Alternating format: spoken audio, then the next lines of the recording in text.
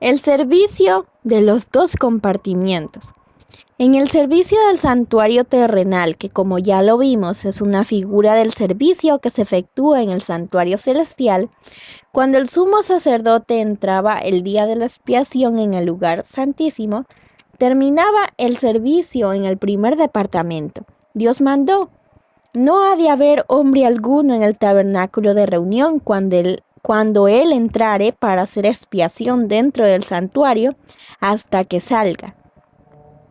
Así que cuando Cristo entró en el lugar santísimo para consumar la obra final de la expiación, cesó su ministerio en el primer departamento.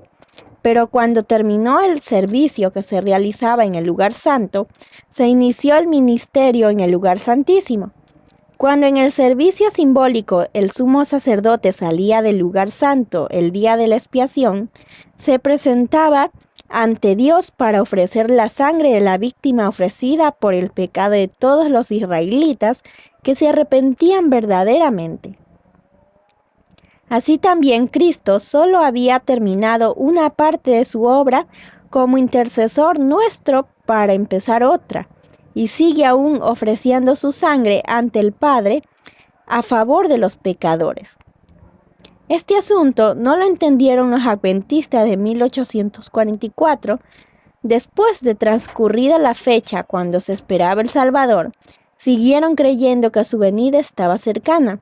Sostenían que había llegado a una crisis importante y que había cesado la obra de Cristo como intercesor del hombre ante Dios. Les parecía que la Biblia enseñaba que el tiempo de gracia concedido al hombre terminaría poco antes de la venida misma del Señor en las nubes del cielo. Eso parecía desprenderse de los pasajes bíblicos que indican un tiempo cuando los hombres buscarán, golpearán y llamarán a la puerta de la misericordia sin que ésta se abra. Y se preguntaban si la fecha cuando habían esperado la venida de Cristo no señalaba más bien el comienzo de ese periodo que debía proceder inmediatamente a su venida. Al haber proclamado la proximidad del juicio, consideraban que habían terminado su labor en favor del mundo y no sentían más la obligación de trabajar para la salvación de los pecadores.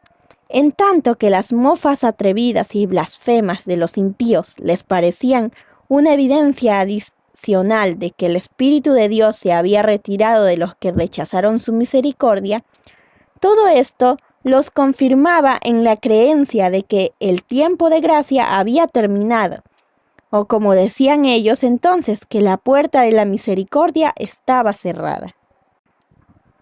Se abre otra puerta, pero una luz más brillante surgió como resultado del estudio de la cuestión del santuario. Vieron entonces que tenían razón al creer que el fin de los 2300 días en 1844 había marcado una crisis importante. Pero si bien era cierto que se había cerrado la puerta de esperanza y de gracia por los cuales los hombres habían encontrado acceso a Dios durante 1800 años, se les abría otra puerta y el perdón de los pecados se ofrecía a los hombres por la intercesión de Cristo en el lugar santísimo. Una parte de su obra había terminado solo para dar lugar a otra. Había aún una puerta abierta para entrar en el santuario celestial donde Cristo oficiaba en favor del pecador. Entonces comprendieron el significado de las palabras que Cristo dirigió en el Apocalipsis a la iglesia correspondiente al tiempo cuando ellos mismos vivían.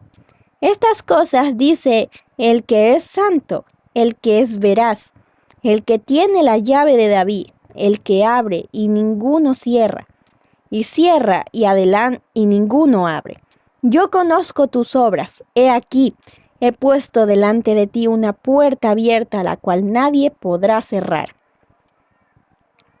Los que por fe siguen a Jesús en su gran obra de expiación, reciben los beneficios de su acción mediadora, mientras que los que rechazan la luz que ponen en evidencia este ministerio no reciben beneficio alguno.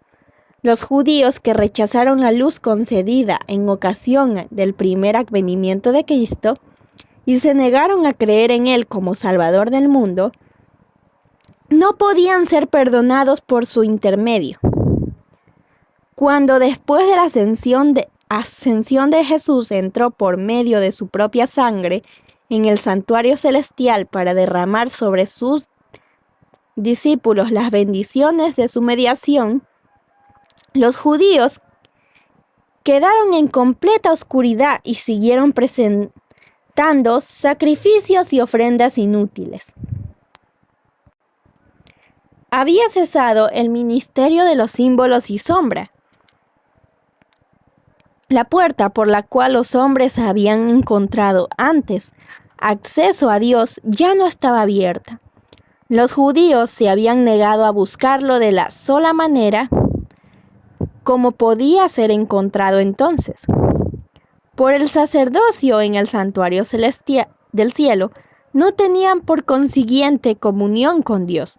La puerta estaba cerrada para ellos.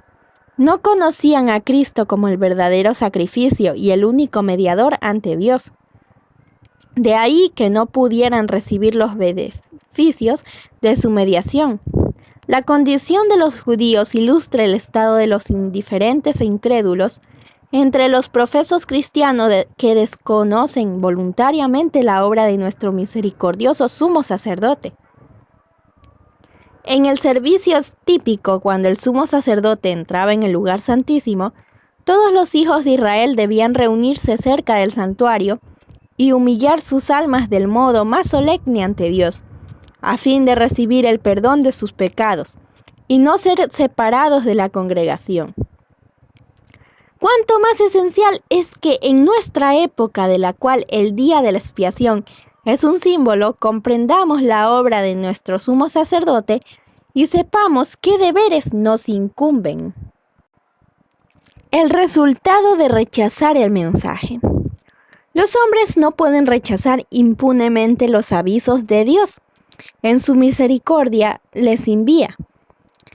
Un mensaje fue enviado del cielo al mundo en tiempos de Noé, y la salvación de los hombres dependía de la manera como ellos aceptaban ese mensaje. Por el hecho de que la raza humana pecadora había rechazado la amonestación, el Espíritu de Dios se retiró de ella y pereció en las aguas del diluvio. En los días de Abraham, la misericordia dejó de alegar con los culpables vecinos de Sodoma y todos, excepto Lot, con su mujer y sus 2 hijas, fueron consumidos por el fuego que descendió del cielo. Otro tanto sucedió en los días de Cristo. El Hijo de Dios declaró a los judíos incrédulos que de aquella generación, he aquí vuestra casa os es dejada desierta. Considerar los últimos días, el primer poder infinito declara respecto de los que no recibieron el amor de la verdad para ser salvos. Por esto, Dios les envía un poder engañoso para que crean la mentira, a fin de que sean condenados todos los que no creyeron a la verdad, sino que se complacieron en la injusticia. A medida que se rechazan las enseñanzas de su palabra, Dios retira su espíritu y deja a los hombres en brazos del engaño que tanto les gusta. Pero Cristo intercede aún por el hombre y se otorgará luz a los que la buscan. Aunque esto no lo comprendieron al principio los adventistas, les resultó claro después a medida que los pasajes bíblicos que definen su verdadera posición empezaron a volverse inteligibles. Cuando pasó la fecha fijada en 1844, los que aún conservaban la fe adventista pasaron por un periodo de agudas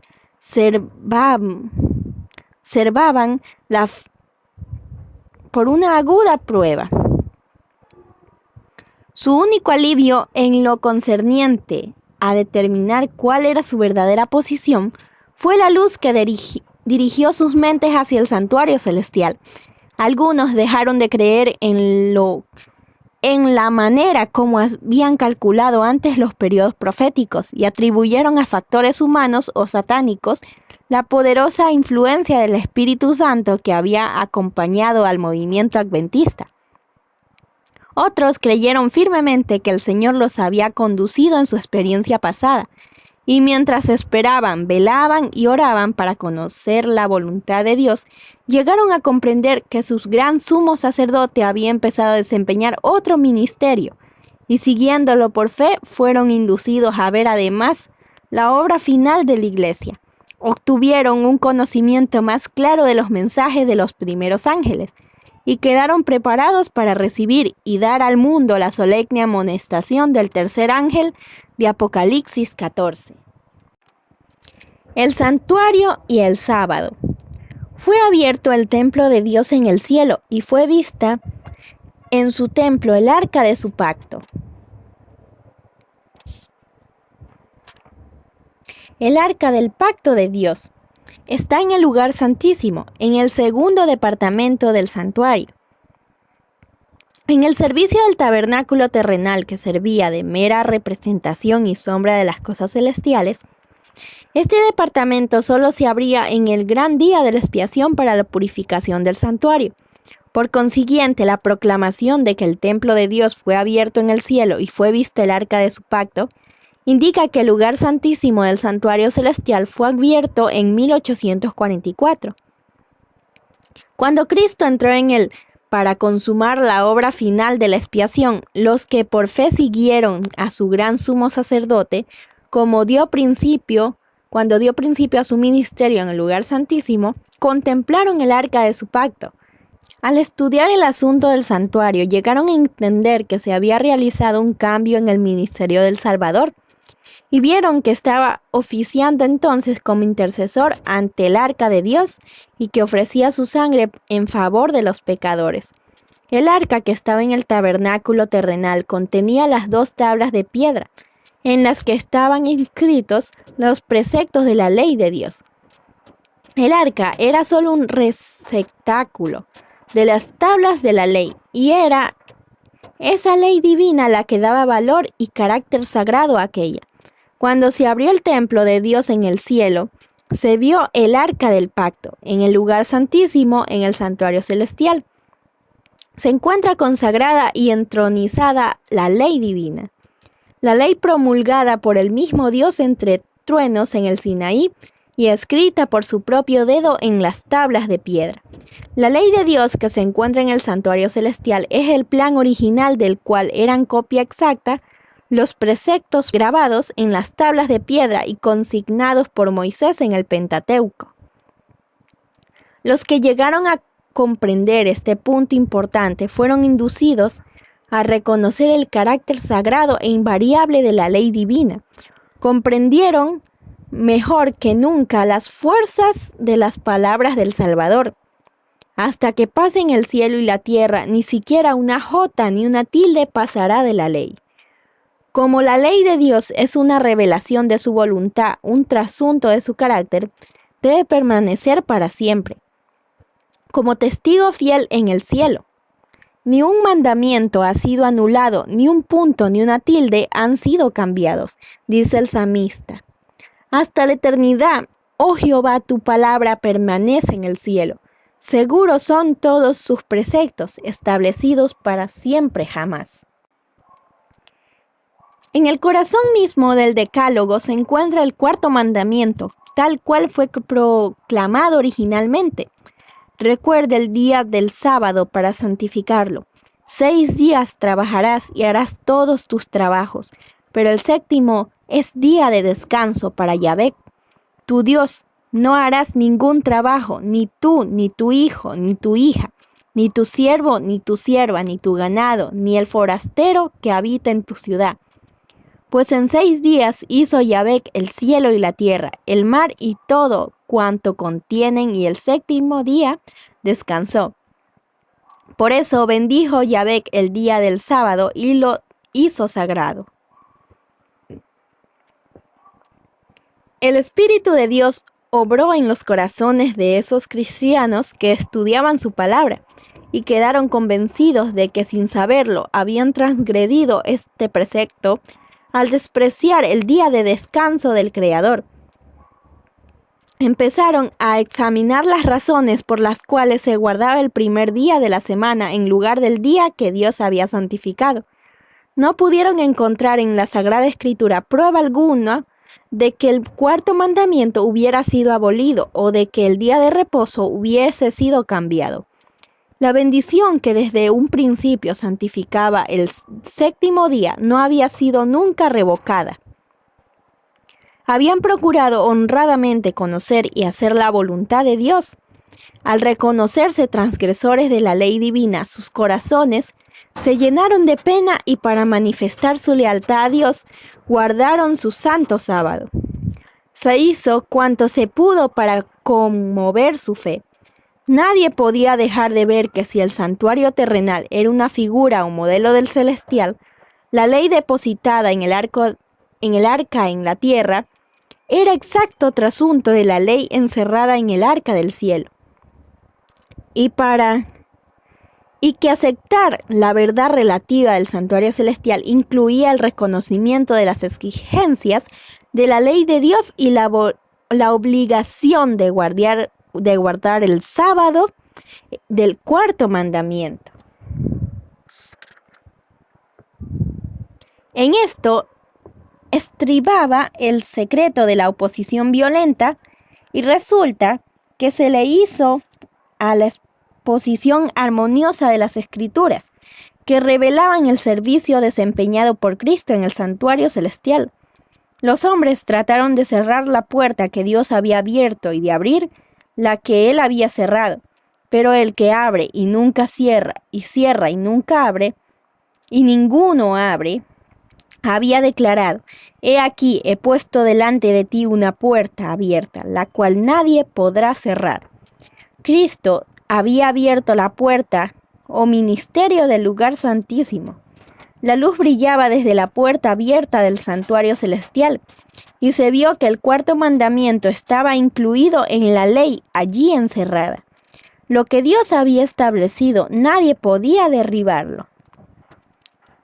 Los que habían aceptado la luz referente a la mediación de Cristo y a la perpetuidad de la ley de Dios encontraron que estas eran las verdaderas verdades presentadas en el capítulo 14 de Apocalipsis. Los mensajes de este capítulo constituyen una triple amonestación que debe servir para preparar a los habitantes de la tierra para la segunda venida del Señor. La declaración «ha llegado la hora de su juicio» indica la hora final de la actuación de Cristo para la salvación de los hombres.